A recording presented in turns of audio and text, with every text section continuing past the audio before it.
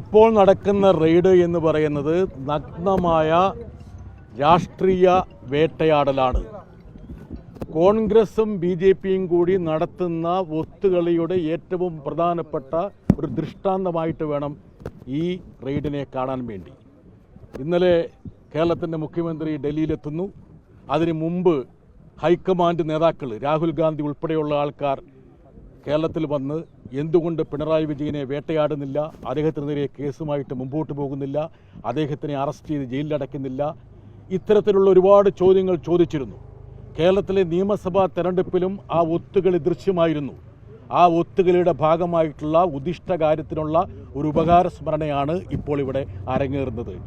കേജ്രിവാൾ എന്നുള്ള ഡൽഹി മുഖ്യമന്ത്രിയെ അറസ്റ്റ് ചെയ്ത് തീഹാറിലടയ്ക്കാൻ വേണ്ടി എങ്ങനെയാണോ കോൺഗ്രസും BJPയും ഒത്തുകളിച്ചത്, ഗൂഢാലോചന ചെയ്തത്, അതിൻ്റെ മറ്റൊരു പതിപ്പാണ് ഇന്ന് കേരളത്തിൽ അരങ്ങേറുന്നത്. പിണറായി വിജയൻ എന്നുള്ള നേതാവ് യഥാർത്ഥത്തിൽ തീയിൽ കുരുത്ത് അഗ്നിബാധയിലൂടെ മുന്നേറിയൊരു നേതാവാണ്. ഇതുപോലുള്ള ഒരുപാട് വേട്ടയാടലുകൾ കോൺഗ്രസും BJPയും അദ്ദേഹത്തിനെതിരെ നടത്തിയിട്ടുണ്ട്. അടിയന്തരാവസ്ഥ കാലത്ത് അദ്ദേഹത്തെ മർദ്ദിച്ച് ഇഞ്ചപ്പരുവത്തിലാക്കി അവിടെ നിന്നൊരു ഫീനിക്സ് പക്ഷിയെ പോലെയാണ് അദ്ദേഹം ഉയർത്തെഴുന്നേറ്റത്. അതുപോലെ തന്നെ കേരളത്തിലെ CPMനെ നയിച്ചതിൻ്റെ ഭാഗമായിട്ട് അദ്ദേഹത്തിനെ വേട്ടയാടി. അദ്ദേഹത്തിനെതിരെ പ്രചരിപ്പിക്കാത്ത കഥകളില്ല. CBI കേസ് കൊണ്ട് അദ്ദേഹത്തിനെ വേട്ടയാടാൻ ശ്രമിച്ചു. എല്ലാ കോടതികളും ചവറ്റുകൊട്ടയിലെറിഞ്ഞ ലാവലിംഗ് കേസിൻ്റെ ഒരു ദൃഷ്ടാന്തം കൂടി നമ്മൾ ഓർക്കുന്ന നന്നായിരിക്കും. ഇപ്പോൾ നടക്കുന്ന ഈ വേട്ടയാടൽ എന്ന് പറയുന്നത് പിണറായി വിജയനെയോ CPMനെയോ തളർത്താൻ വേണ്ടിയാണെങ്കിൽ അത് കോൺഗ്രസിൻ്റെയും BJPയുടെയും വ്യാമോഹം മാത്രമാണ്. എല്ലാ ഇച്ഛാശക്തിയോടുകൂടിയും പിണറായി വിജയനും അദ്ദേഹത്തിൻ്റെ പ്രസ്ഥാനമായ ഇടതുപക്ഷവും ശക്തിയുക്തം ഇതിനെ പ്രതിരോധിക്കും, ജനങ്ങളെ അണിനിരത്തും. ഇമാതിരി കള്ളക്കളികൾ മനസ്സിലാക്കാനും തിരിച്ചറിയാനുമുള്ള ബോധം കേരളത്തിലെ ജനങ്ങൾക്കുണ്ട് എന്നുള്ളത് ഈ റെയ്ഡിൻ്റെ പിന്നിലുള്ള യഥാർത്ഥ യജമാനന്മാരായ കോൺഗ്രസും BJPയും മനസ്സിലാക്കുന്നത് നന്ന്.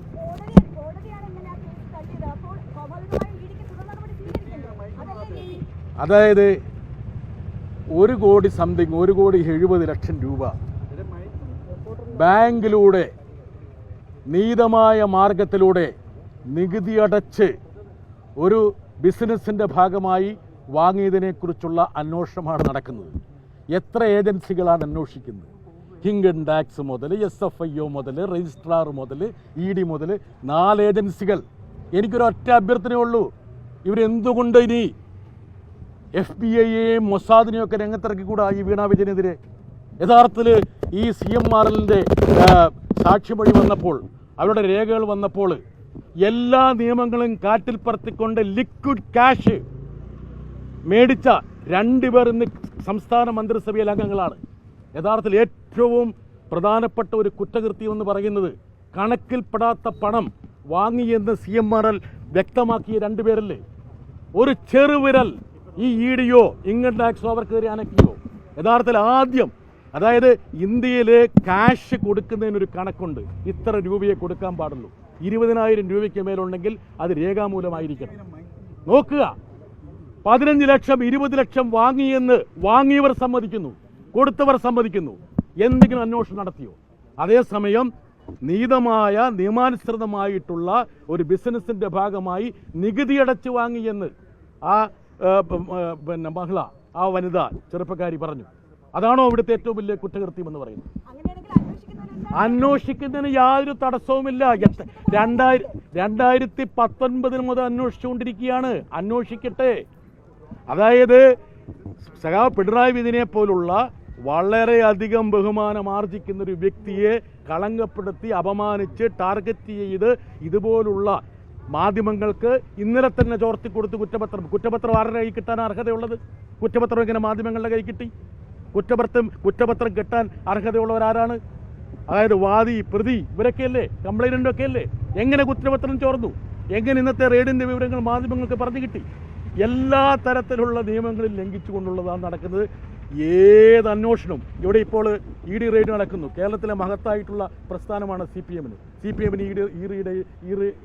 ED റെയ്ഡ് തടയണമെന്ന് വല്ല ആഗ്രഹമുണ്ടോ? നടക്കട്ടെ. എന്ത് ചോദ്യങ്ങളും അവർ ചോദിക്കട്ടെ, എന്ത് കടലാസുകളും അവർ ആകട്ടെ, അദ്ദേഹത്തിൻ്റെ മൊഴിയെടുക്കട്ടെ. അതിനൊന്നും ഞങ്ങൾ തടസ്സമല്ല. പക്ഷെ ഒരു കാര്യം നമ്മൾ മനസ്സിലാക്കണം, അതായത് രാജ്യത്ത് ED കേസുകളിൽ 1% പോലും കൺവിക്ഷൻ ഇല്ല. 1% പോലും. പാർലമെന്റിൽ ഞങ്ങളെപ്പോലുള്ള ആൾക്കാർ ചോദിച്ച ചോദ്യങ്ങൾക്കുള്ള മറുപടിയുണ്ട്. 99% കേസുകളും വ്യാജമായി കെട്ടിച്ചമച്ച കേസുകളാണ്. ഡൽഹി ഹൈക്കോടതി കേജ്രിവാളിൻ്റെ കേസ് വന്നപ്പോൾ ചവറ്റുകൊട്ടയിലേക്ക് എറിഞ്ഞു. കേസ് എന്ന് പറയുന്ന അപസർപ്പക കഥയല്ല, നിങ്ങളുടെ ഭാവനയല്ല, വസ്തുതാപരമായിട്ട് വേണമെന്ന് കേജ്രിവാളിൻ്റെ കേസിൽ ഡൽഹി ഹൈക്കോടതി വിധി പറഞ്ഞത് നിങ്ങൾക്ക് ഓർമ്മയില്ലേ? പിണറായി വിജയൻ ഒരുപാട് കാലമായിട്ട് കേരളത്തിൻ്റെ പൊതുസമൂഹത്തിൽ പ്രവർത്തിക്കുന്ന ആളാണ്. ഈ അടിയന്തരാവസ്ഥക്കാലത്ത് ഇന്ന് കേരളം ഭരിക്കുന്ന കോൺഗ്രസ്സുകാരുടെ നേതാവല്ലേ അദ്ദേഹത്തെ അറസ്റ്റ് ചെയ്ത് അദ്ദേഹത്തിനെ മർദ്ദിച്ച് അവശനാക്കി അദ്ദേഹത്തിന് ശാരീരികമായിട്ടില്ലായ്മ ചെയ്യാൻ ശ്രമിച്ചത്? അവിടെ നിന്ന് അദ്ദേഹം കുതിച്ചുയർന്നില്ലേ? അതിനുശേഷം ഞാനൊരു കാര്യം പറഞ്ഞല്ലോ, മുഖ്യമന്ത്രിയുടെ മകള് കേൾക്കുക, മുഖ്യമന്ത്രിയുടെ മകള് നിയമാനുസൃതമായിട്ട് ഇക്കാര്യത്തിൽ ചെയ്യേണ്ട എല്ലാ നടപടികളും പൂർത്തിയാക്കും. അതിനാരും തടസ്സപ്പെടുത്താൻ പോകുന്നില്ല. ഞാൻ നേരത്തെ സൂചിപ്പിച്ചല്ലോ, ഞാൻ ചോദിച്ചൊരു ചോദ്യത്തോട് നിങ്ങൾ പ്രതികരിക്കണം, അല്ലെങ്കിൽ കേരളത്തിലെ പൊതുസമൂഹം പ്രതികരിക്കണം. CMRL എന്ന് പറയുന്ന ഒരു സ്ഥാപനം ലിക്വിഡ് ക്യാഷ് ലക്ഷക്കണക്കിന് രൂപ നൽകിയ 2 രാഷ്ട്രീയ നേതാക്കൾ സംസ്ഥാന മന്ത്രിസഭയിൽ അംഗങ്ങളാണ്. അവർ തന്നെ സമ്മതിക്കുകയും ചെയ്തു. അതിനെക്കുറിച്ച് എന്തെങ്കിലും ഒരു അന്വേഷണം വന്നിട്ടുണ്ട്? അത് കേന്ദ്ര ഏജൻസികളല്ലേ അന്വേഷണം ഏറ്റെടുത്ത്? ഒരു സെക്കൻഡ്, സംസ്ഥാന സർക്കാരല്ല ഈ സാമ്പത്തിക കുറ്റകൃത്യങ്ങളുമായി ബന്ധപ്പെട്ട കാര്യങ്ങൾ അന്വേഷിക്കുന്നത്. ഒരു പക്ഷേ അതേക്കുറിച്ചൊരു ഗ്രഹപാഠം നിങ്ങൾ ചെയ്തോളൂ. അതുകൊണ്ടാണ് ഇനി സംസ്ഥാന ഗവൺമെൻറ് അന്വേഷിക്കാൻ ഇറങ്ങി പുറപ്പെട്ട് കഴിഞ്ഞാൽ അത് അട്ടിമറിക്കാൻ വേണ്ടിയാണ് സംസ്ഥാന പോലീസ് ഇറങ്ങി പുറപ്പെട്ടത് നിങ്ങൾ വിചാരിക്കും. ഇവിടെ എന്തെല്ലാം തരത്തിൽ ബിഗ് നൈറ്റ് ഹൈസ്റ്റ് നടന്നില്ലേ? കൊടകരയിൽ കുഴൽപ്പണത്തിൻ്റെ വേട്ട നടന്നില്ലേ?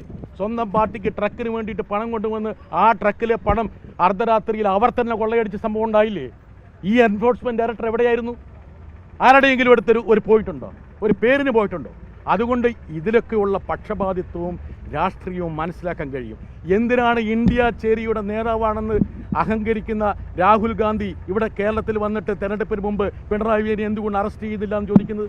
അതാണോ ഒരു പൊതുപ്രവർത്തകൻ്റെ അല്ലെങ്കിൽ ഒരു പ്രതിപക്ഷ നേതാവിൻ്റെ രാഷ്ട്രീയ സദാചാരം, മര്യാദ എന്ന് പറയുന്നത്? അപ്പോൾ ഇതൊക്കെ കേരളത്തിലെ ജനങ്ങൾ കണ്ടുകൊണ്ടിരിക്കുകയാണ്. അതുകൊണ്ടാണ് ഞാൻ സ്പഷ്ടമായിട്ട് പറഞ്ഞത്, ഈ ഒരു വേട്ടയാടലിനെ നിയമപരമായിട്ടും രാഷ്ട്രീയപരമായിട്ടും ഞങ്ങൾ നേരിടും. EDക്കോ ഏതെങ്കിലും കേന്ദ്ര ഏജൻസിക്കോ ഇന്റർപോളിനോ FBI ക്കോ മൊസാദിനോ ഒക്കെ അന്വേഷിച്ചോട്ടെ. ഇനി ഇവർ 2019 മുതൽ അന്വേഷിച്ചുകൊണ്ടിരിക്കുകയാണല്ലോ, എവിടെ എത്തിയിട്ടില്ലല്ലോ. ഇപ്പോൾ SFIO എന്ന് പറഞ്ഞൊരു agency, serious fraud investigative agency, ആ കേസ് ഡൽഹി ഹൈക്കോടതിയില്ല, അവിടെ തടഞ്ഞു വച്ചിരിക്കുകയാണ്. പിന്നെ എങ്ങനെയാണ് ഇവർ ഈ കേസുമായിട്ട് മുമ്പോട്ട് പോകുന്നത്? ഇനി SFIO എന്നുള്ള ഏജൻസി എങ്ങനെയാണ് ഒരു അന്വേഷണത്തിലേക്ക് വരുന്നത്? SFIO വരുന്നത് എന്തുകൊണ്ടാണ്?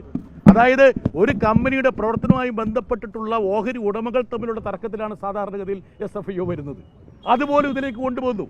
അതായത് കേന്ദ്ര സർക്കാരിൻ്റെ പക്കലുള്ള എല്ലാ ഏജൻസികളെയും ആയുധമായിട്ട് ഉപയോഗിച്ചു. കേന്ദ്ര ഏജൻസികളുടെ ആയുധവൽക്കരണമാണ് ഇപ്പോൾ നടന്നുകൊണ്ടിരിക്കുന്നത്. അത് അപഹാസ്യമായ തലത്തിലാണ്. പിണറായി വിജയൻ എന്നുള്ള വ്യക്തി ഇമാതിരി ഉമ്മാക്കിയിലും ഓലപ്പാമ്പിലൊന്നും ഭയപ്പെടുന്ന ഒരാളല്ല. കേരളത്തിലെ CPM ഇതുപോലുള്ള ഒരുപാട് അഗ്നിപാതകളിലൂടെ കടന്നുപോയിട്ടുള്ളൊരു പ്രസ്ഥാനമാണ്. അതുകൊണ്ട് ഞങ്ങൾക്ക് അധികാരം ഉണ്ടെങ്കിലും ഇല്ലെങ്കിലും ഞങ്ങൾ രാഷ്ട്രീയപരമായിട്ട് ഇതിനെ നേരിടും. അതിനുള്ള ഇച്ഛാശക്തിയുണ്ട്, ജനപിന്തുണയുണ്ട്. ഈ അപഹാസ്യ നാടകം കേരളത്തിലെ ജനങ്ങൾ, ഇന്ത്യയിലെ ജനങ്ങൾ കണ്ടുകൊണ്ടിരിക്കുകയാണ്. എങ്ങനെയാണ് കോൺഗ്രസും BJPയും കൂടി ഈ പ്രതിപക്ഷത്തെ ഇല്ലായ്മ ചെയ്യാൻ വേണ്ടി കേജ്രിവാളിനെതിരെ ഉപയോഗിച്ച അതേ തന്ത്രം പിണറായി വിജയനെതിരെ ഉപയോഗിക്കുന്നു എന്നുള്ള കാര്യം എല്ലാവർക്കും ബോധ്യമാകും.